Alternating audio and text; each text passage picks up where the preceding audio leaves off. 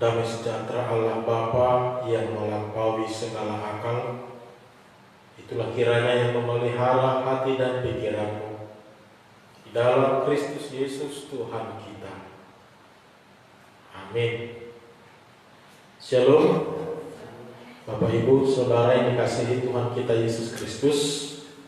Firman Tuhan yang menjadi berita sukacita dalam ibadah minggu kita pada hari ini tertulis dalam kitab Kolose pasal yang ketiga ayat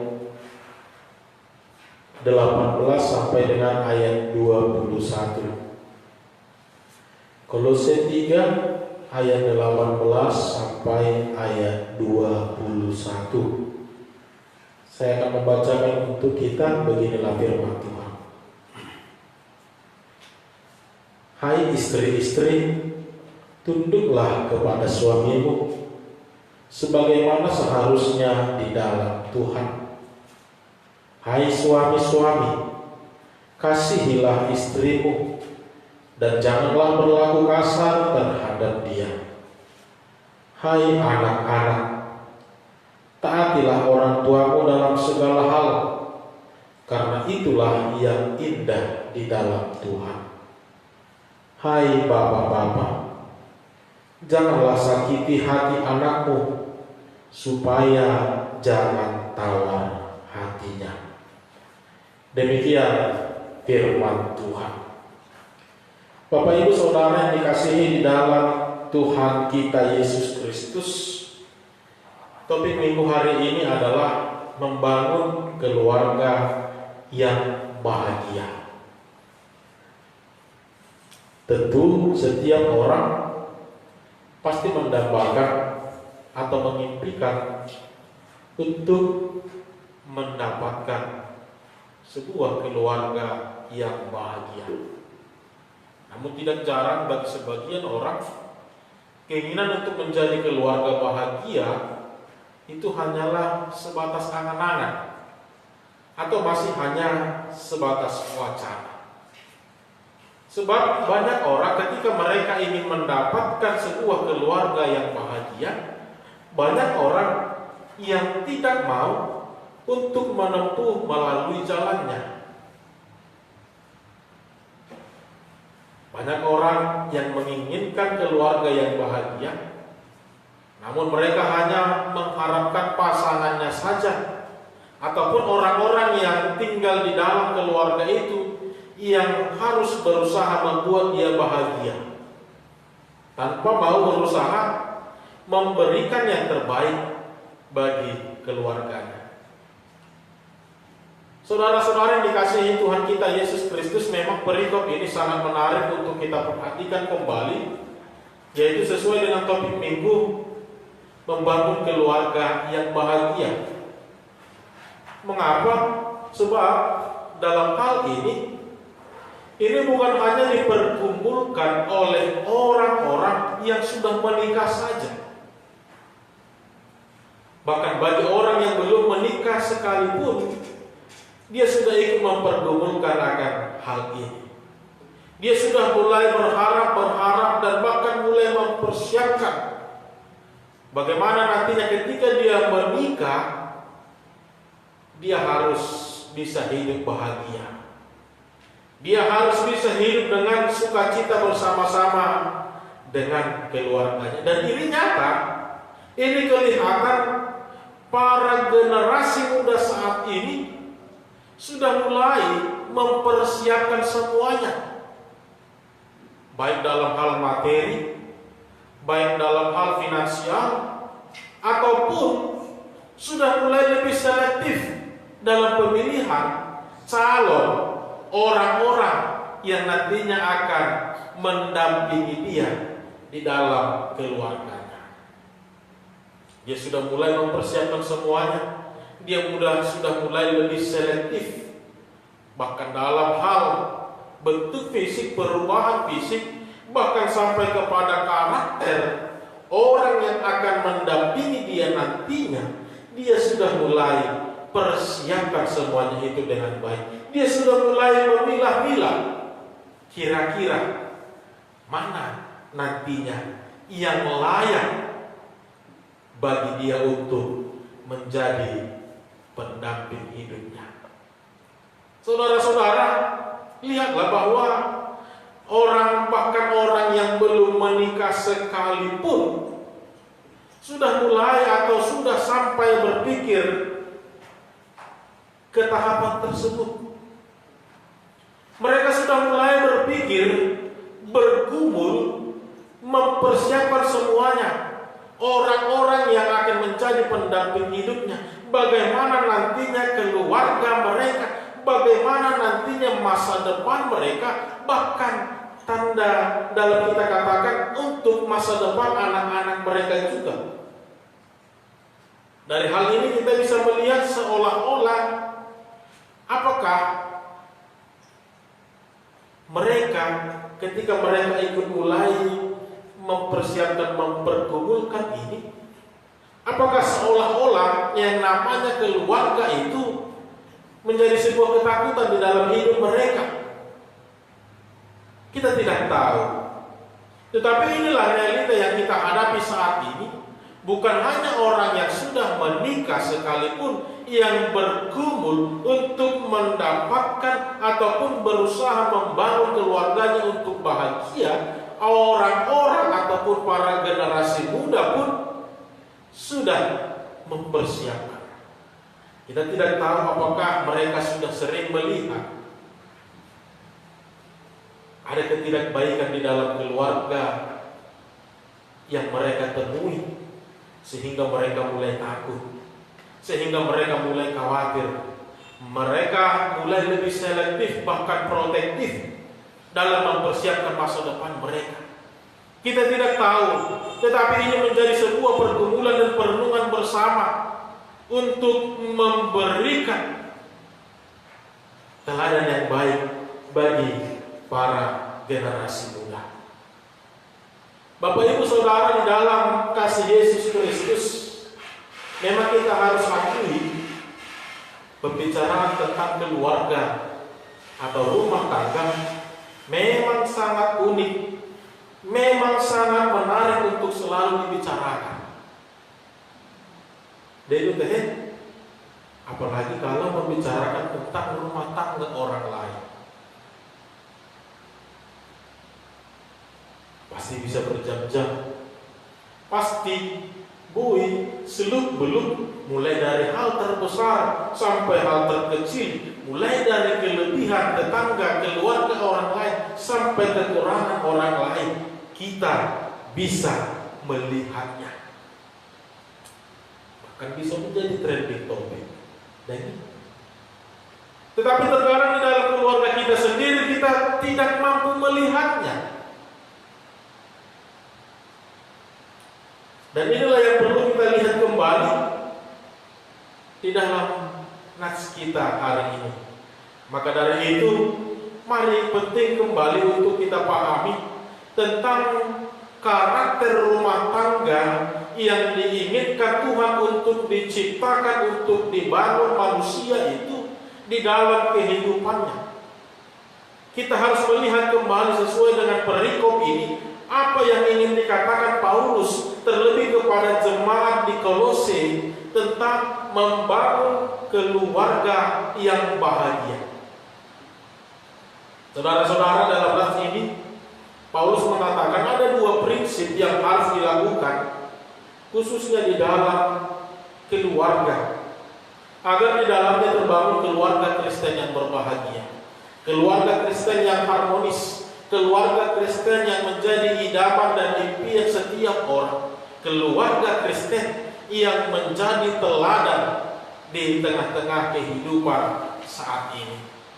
Yang pertama, kita bisa melihat bahwa masing-masing setiap anggota keluarga harus memahami, harus melakukan tanggung jawabnya dengan prinsip, yaitu ketaatan dan kesetiaan hanya kepada Tuhan.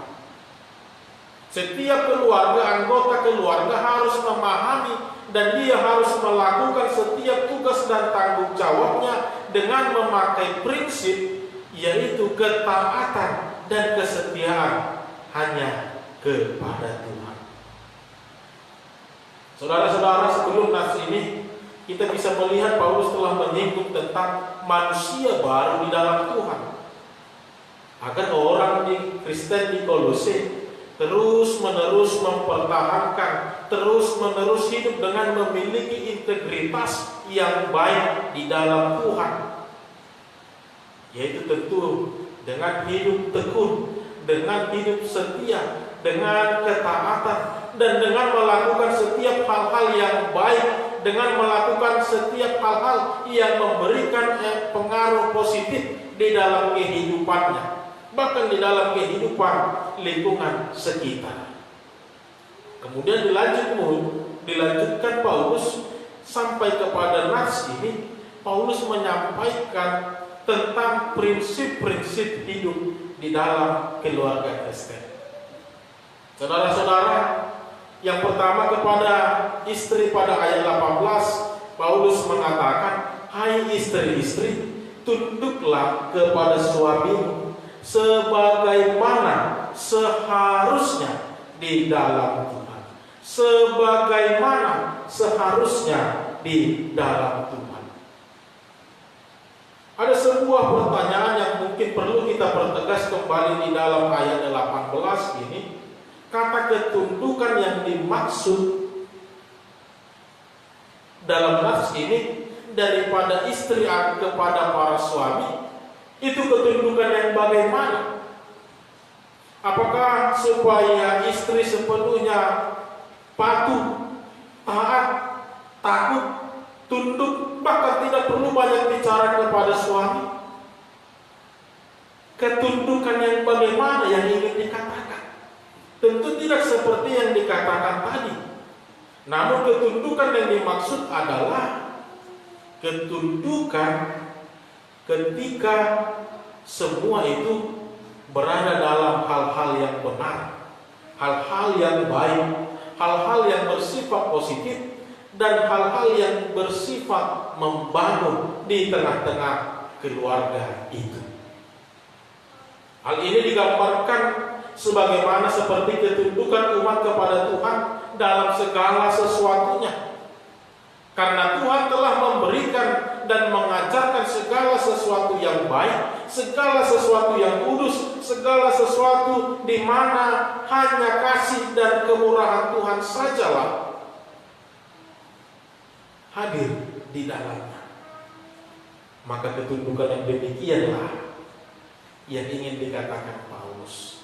Ketundukan seorang istri kepada suaminya adalah ketundukan yang ketika di dalamnya ada kebaikan, ada sukacita, ada kasih di dalamnya.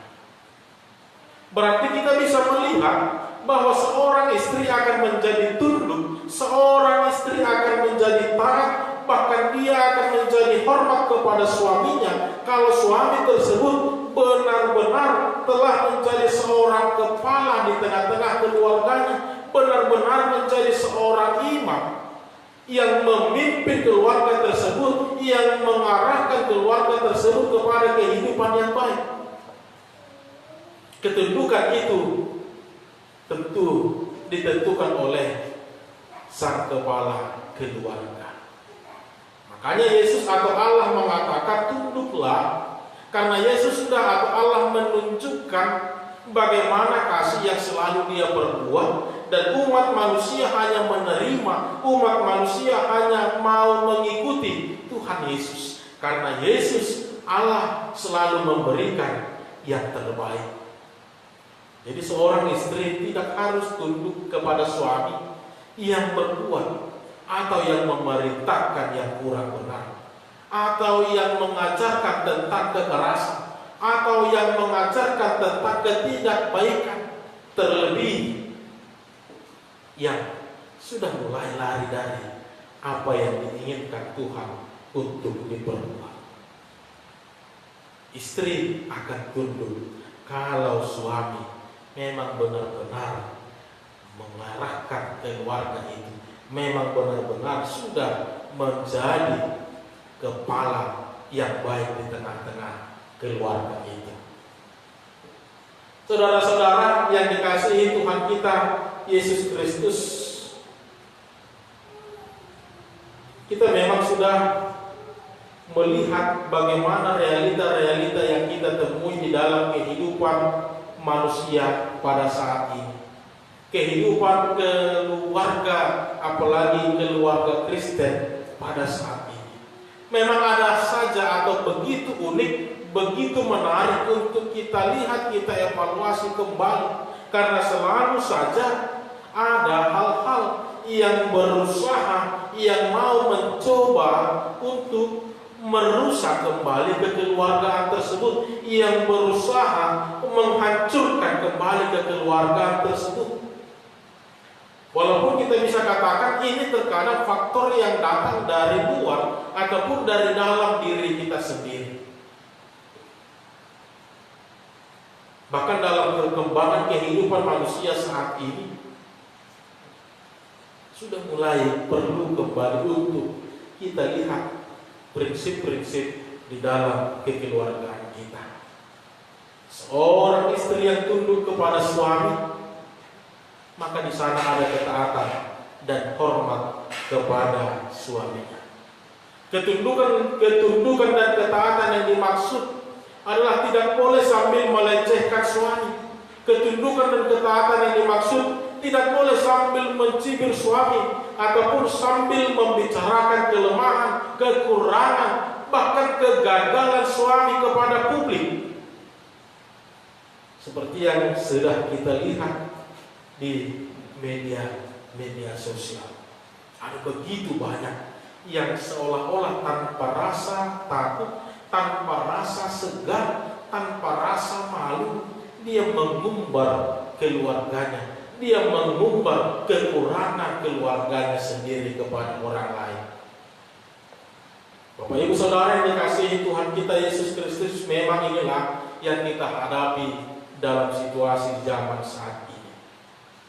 Kita memang sudah melihat indahnya dunia si maya, bahkan kita sudah merasakannya. Dan tanpa ataupun dengan dunia si maya, kita bisa tahu bagaimana suasana hati seseorang tersebut. Gabi hatu habotoama nagala do ibana manang nalas rohana habotoama nama nasongon dia do situasinya. Kita bisa menjadi tahu apa sesuatu yang baru di dalam keluarganya. Ala tokin malah sebentar dia langsung kabarkan kepada penduduk dunia si maya. Bahkan buido boto taramangina tanpa berkunjung sekalipun, tanpa kita lihat sekalipun, kita tahu mereka sedang apa. Kan hidup. Itulah sisi indahnya dunia si maya.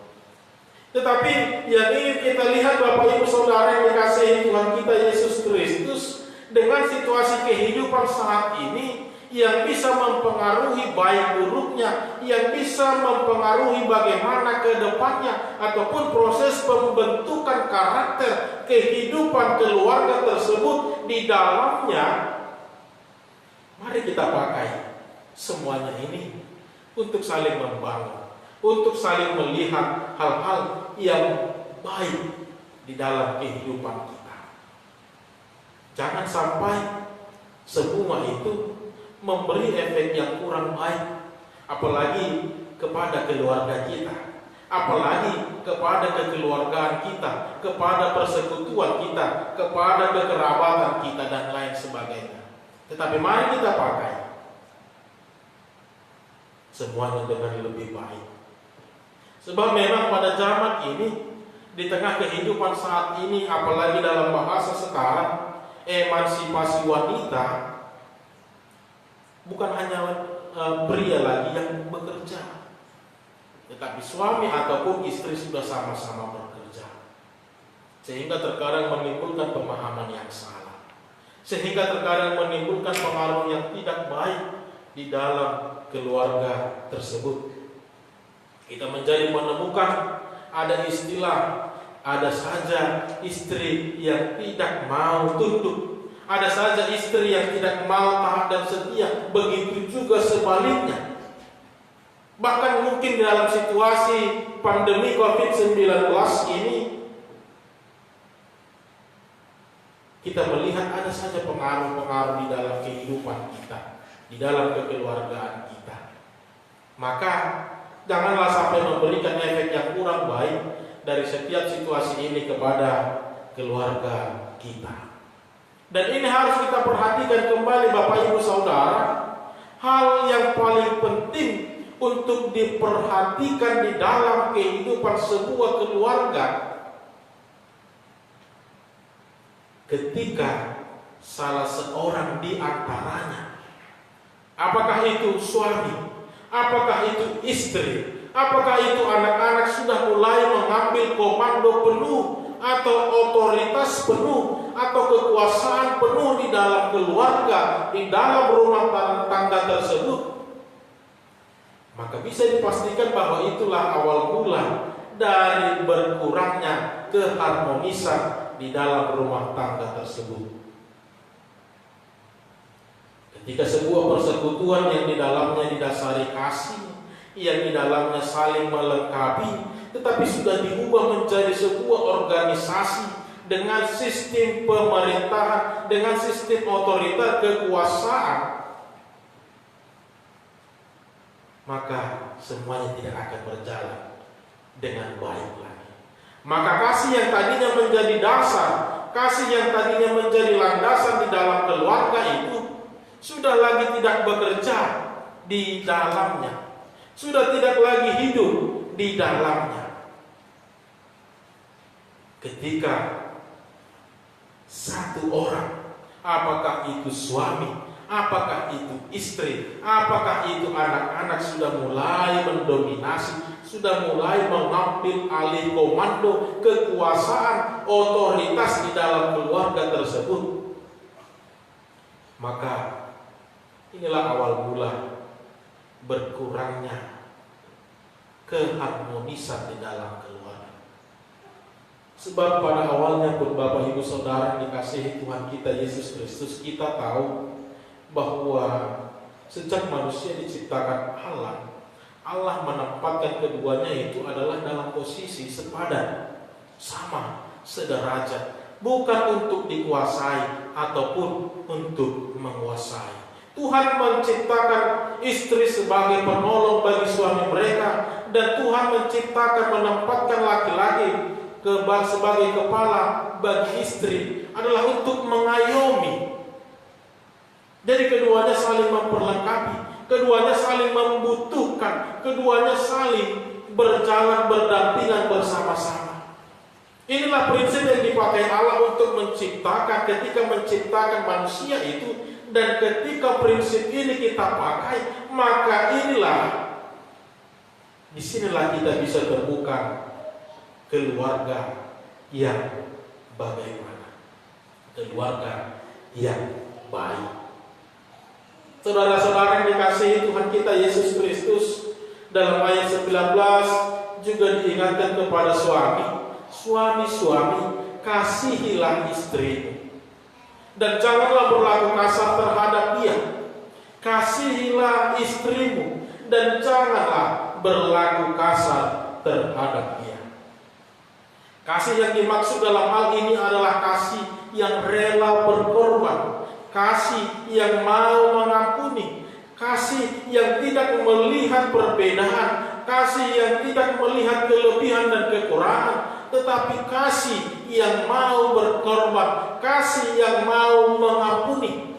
Dan ini kita lihat dalam prinsip Tuhan Yesus Kristus, ketika dia rela menyerahkan dirinya hanya untuk keselamatan jemaatnya, hanya untuk kebaikan kehidupan umat manusia, bahkan dunia ini. Prinsip itu yang mau dipegang oleh setiap lelaki. Prinsip itu yang harus dilaksanakan oleh setiap suami kepada istri ataupun kepada anak-anak. Kerelaan Tuhan Yesus memberikan dirinya hanya untuk satu tujuan: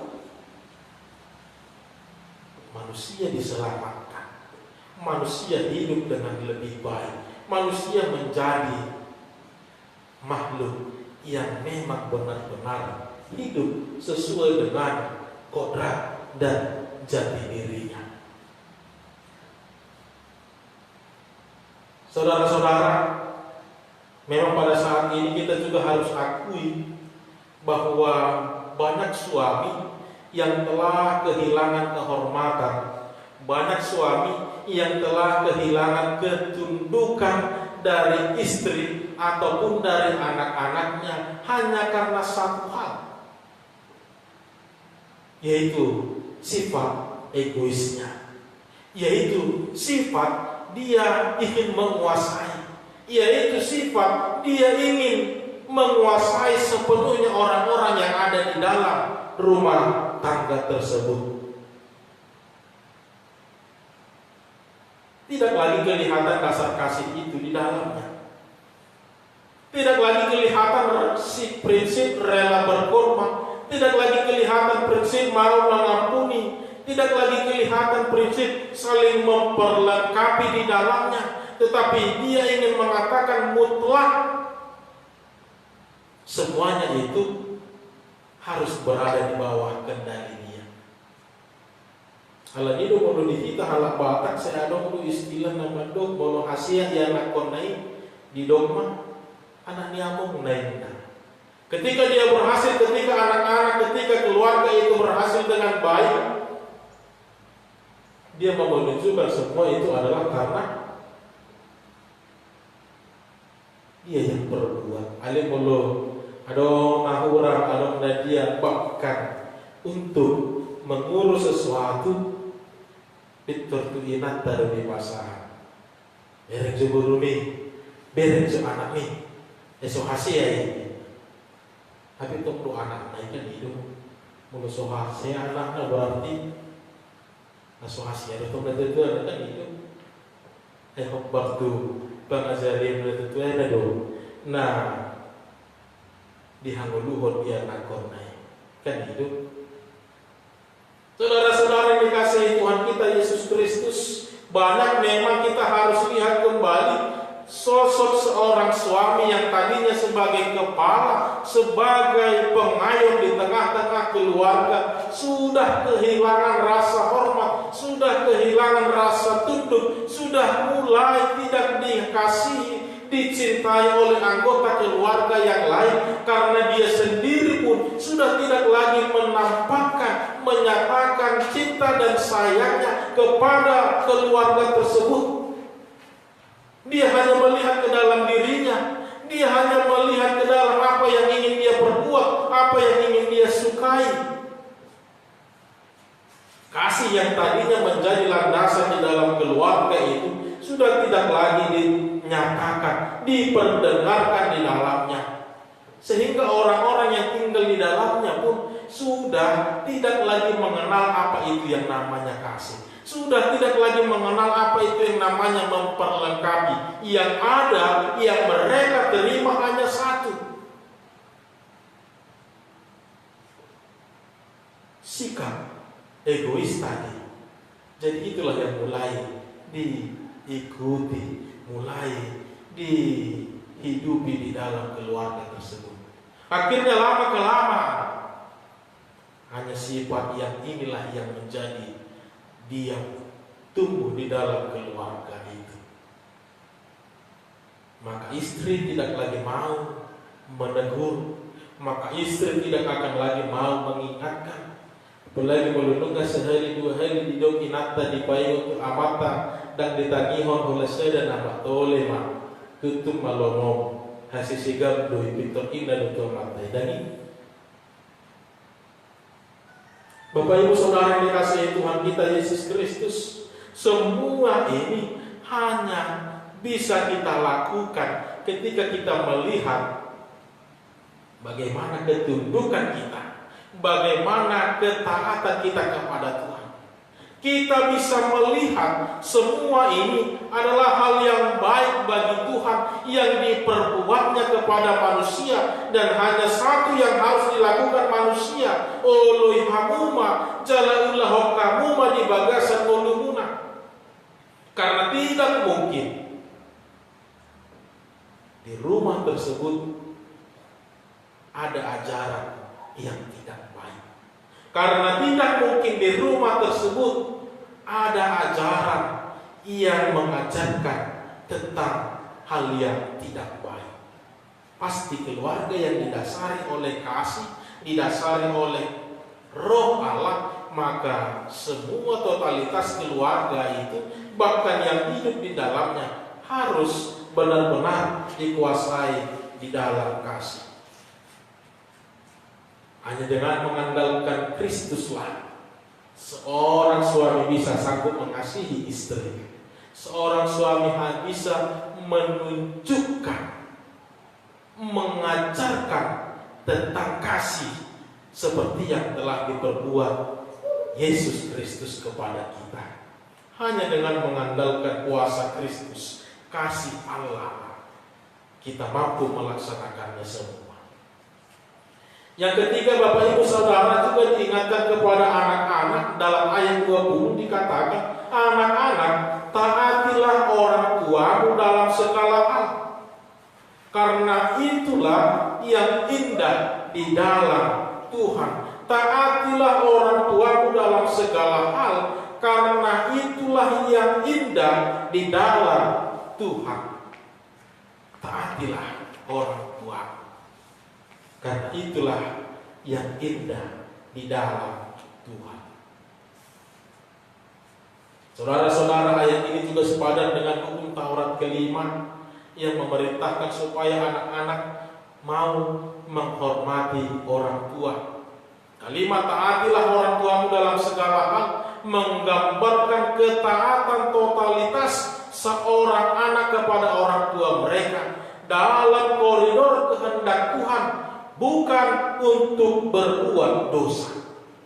Ketaatan yang dimaksud kembali seperti yang kita lihat dalam prinsip ayah dan ibu, sama juga seperti kepada anak-anak, dalam koridor kehendak Tuhan, dalam koridor kebaikan, dalam koridor untuk membangun, bukan hal-hal yang lain, bukan hal untuk berbuat dosa, tetapi hal yang disukai oleh Allah. Anak harus taat kepada orang tuanya, karena orang tualah yang diutus Allah, karena orang tualah yang telah dipakai Allah untuk membesarkan dan merawat anak-anaknya, yang telah berjuang untuk menghidupi dan menafkahi serta memenuhi apa yang dibutuhkan oleh anak-anaknya. Maka dari itu, seorang anak harus menghormati orang tuanya dengan sungguh-sungguh. Seorang anak harus menghormati orang tuanya dengan sungguh-sungguh, karena orang tualah yang dipakai oleh Allah untuk memberikan kehidupan kepada anak-anak, untuk memberikan pengajaran kepada anak-anak, untuk memberikan pertumbuhan kepada anak-anak. Sama seperti yang dilakukan Tuhan Allah kepada bangsa Israel. Allah yang menuntun, Allah yang membimbing, Allah yang memberi makan, Allah yang memberi minum, dan semuanya. Maka anak harus menghormati orang tuanya. Walaupun pada zaman sekarang ini, Bapak Ibu Saudara, banyak anak-anak yang kurang dengan sungguh-sungguh menghormati dan taat kepada orang tuanya. Banyak anak-anak yang hanya sudah lebih peka terhadap kesenangannya sendiri daripada kepada nasihat orang tua. Bahkan tidak jarang kita melihat anak pada saat ini sudah mulai lagi tidak sopan kepada orang tua. Mereka tidak lagi melihat betapa susahnya orang tua memberi kehidupan kepada mereka. Mereka lagi tidak melihat bagaimana susahnya usaha kerja keras kedua orang tuanya dalam memberikan pertumbuhan bagi dia. Yang mereka lihat hanya dirinya sendiri. Yang mereka lihat hanya kesenangannya semata. Yang mereka lihat hanya apa yang ingin kuperbuat, maka itulah yang akan kulakukan. Bapak Ibu Saudara yang dikasihi Tuhan kita Yesus Kristus, kita sangat bersyukur. Tidak perlu lagi dipertanyakan kenapa dan bagaimana, tetapi kita tahu kehidupan kita, apalagi orang Batak, bahkan sampai pada saat ini adalah orang-orang yang ditumbuhkan, yang hidup hanya karena nasihat dan firman Tuhan.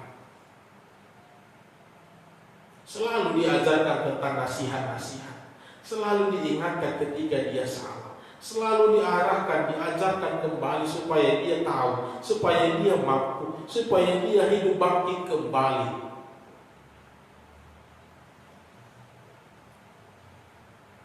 Kita akui alam ibu dan ina tua-tua dohot tangiangna, dohot hatan itu hatama boi mangunu saat tu sinuai nok kita.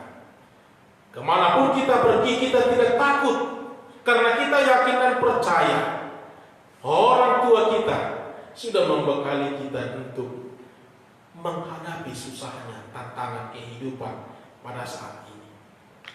Ini perlu kita pergumulkan Bapak Ibu Saudara yang dikasihi Tuhan kita Yesus Kristus. Bagaimana kehidupan anak-anak pada saat ini? Kenapa anak-anak sudah hanya memikirkan apa yang ingin dia lakukan? Kenapa anak-anak pada saat ini hanya sudah bersifat egosentrisnya? Secara umum kita bisa melihat kenapa dia tidak tertarik lagi untuk beribadah dan berdoa. Karena dia tidak melihat, karena dia tidak menemukan di rumahnya, menemukan apa arti ibadah itu, apa arti doa itu di dalam keluarganya. Dia tidak lagi menemukan, sehingga wajar kalau dia tidak mengenali dan memahaminya. Maka sangatlah wajar kalau dia tidak menyukai dan mencintai keluarga itu. Karena dia tidak menemukan kasih tadi di dalam keluarga itu. Karena dia tidak menemukan hal yang baik di dalam keluarga itu. Maka dari itu saudara, keharusan untuk menghormati orang tua bagi anak-anak itu adalah mutlak. Tetapi sama seperti yang kita lihat tadi, terkadang orang tua juga sudah mulai kehilangan kehormatannya, sudah mulai kehilangan ketundukan dari anak-anak, karena orang tua belum sepenuhnya melaksanakan tanggung jawab mereka dengan baik. Itu adalah hukum timbal balik yang secara kontinuitas harus selalu diulang-ulang terus di dalam kehidupan ini. Saudara-saudara yang dikasihi Tuhan kita Yesus Kristus, yang keempat juga diingatkan kepada kaum bapa, janganlah sakiti hati anakmu supaya jangan tawar hatinya. Janganlah sakiti hati anakmu supaya jangan tawar hatinya. Ayat ini dengan tegas mengingatkan kepada kita sebagai orang tua, secara khusus kepada kaum bapa sebagai kepala keluarga, agar jangan menyakiti hati anak-anak, baik melalui kata-kata ataupun kekerasan secara fisik, seperti menanamkan nilai-nilai kebencian, menanamkan nilai-nilai amarah kepada anak sehingga dia menjadi tawar hati, sehingga dia menjadi patah semangat, sehingga jiwa juangnya itu menjadi lemah, dia menjadi hilang keberanian dan tidak lagi bertumbuh di dalam iman. Dalam ilmu psikologi juga diajarkan tentang hal yang demikian. Pembentukan karakter seorang anak itu dipengaruhi lebih dominan itu dia terima di dalam keluarganya, hasil didikan dari ayah dan ibunya. Kalau orang tua tidak peduli kepada anak, dia akan mencari keluar.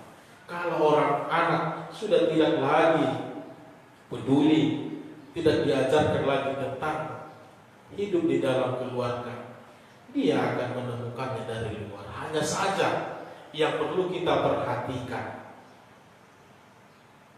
apakah kita sudah bisa menjamin pembentukan karakter yang dia temukan dari luar itu baik untuk dia, baik untuk masa depannya, apalagi baik untuk keluarganya nanti. Makanya penting pembentukan karakter dari orang tuanya.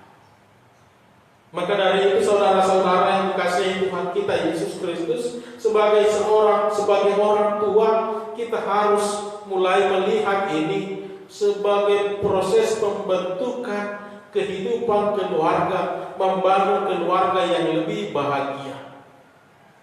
Keluarga yang memang benar-benar didasari kasih, keluarga yang memang benar-benar didasari hal yang baik, hal yang positif, hal yang membangun untuk kelengkapan semuanya, baik posisi sebagai suami, baik posisi sebagai istri, ataupun sebagai anak, juga setiap pengajaran yang terdapat di dalamnya. Semuanya memang harus benar-benar kita perhatikan di dalamnya.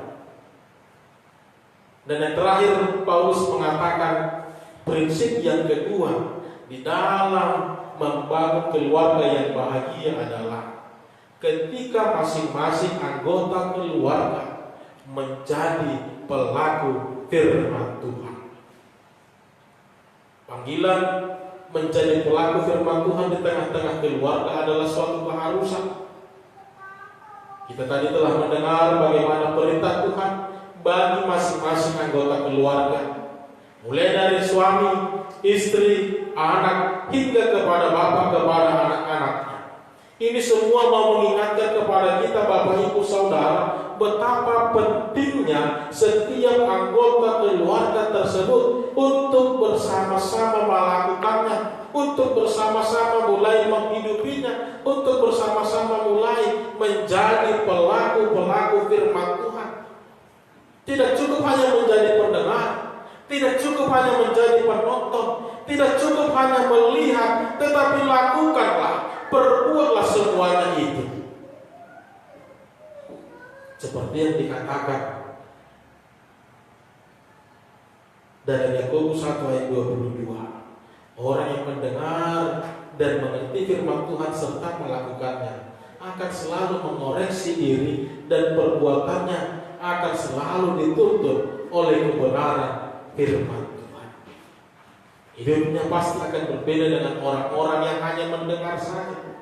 Keluarganya pasti akan berbeda dengan keluarga yang hanya menjadi penonton saja, menjadi pendengar saja. Keluarganya akan kelihatan berbeda dari keluarga-keluarga yang hanya mementingkan kehidupan egosentrisnya semata. Tetapi keluarga yang ingin dikatakan Paulus dalam hal ini adalah membangun keluarga yang bahagia, keluarga yang saling melengkapi, keluarga yang saling mencukupkan tanpa melihat ada kekurangan dan kelebihan, tanpa saling mempersalahkan, tanpa saling memperhitungkan masing-masing setiap perbuatan-perbuatan yang telah mereka perbuat, tetapi keluarga yang bersama-sama saling melengkapi di dalamnya untuk membangun keluarga yang lebih baik. Keteraturan inilah yang mau kita lihat. Sama seperti yang kita baca dalam perikop epistel pada hari ini, Bapak Ibu Saudara yang dikasihi Tuhan kita Yesus Kristus, cinta yang tadinya mendasari kita untuk membangun keluarga itu jangan sampai dipudarkan, jangan sampai dipadamkan hanya karena perbedaan sedikit, hanya karena keinginan sebentar, hanya karena kepuasan kehidupan manusiawi semata dan lain sebagainya. Karena cinta yang dimaksud adalah seperti cinta Allah kepada umatnya, yang tidak akan bisa dipatahkan oleh nyala api, yang tidak bisa dihanyutkan oleh ombak yang begitu besar.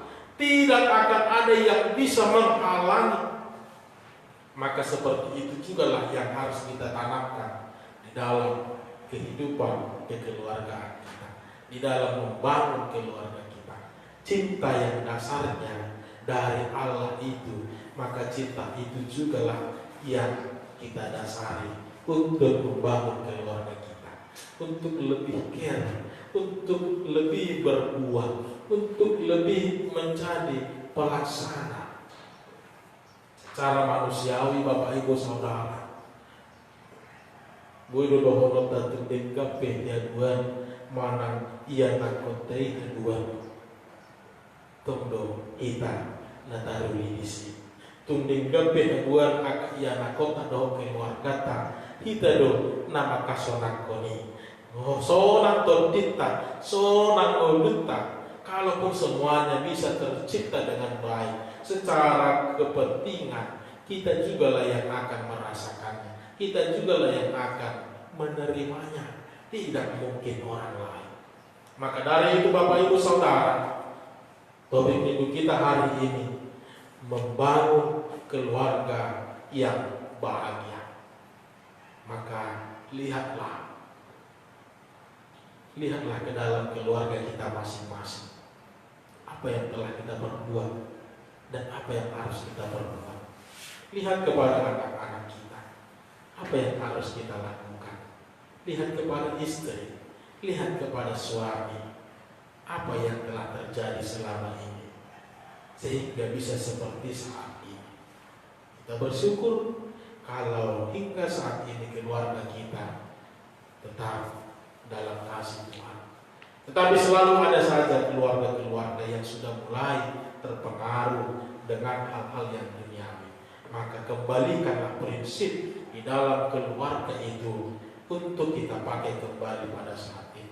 Kembalikanlah dasar Anda berdua, dasar-dasar kita bersama, komitmen kita bersama pada waktu dulu ketika hendak membangun rumah tangga itu. Itulah yang kita lihat kembali untuk kita laksanakan. Yakinlah, cinta kasih Allah itu adalah kekal, itu adalah abadi, itu adalah baik untuk kehidupan.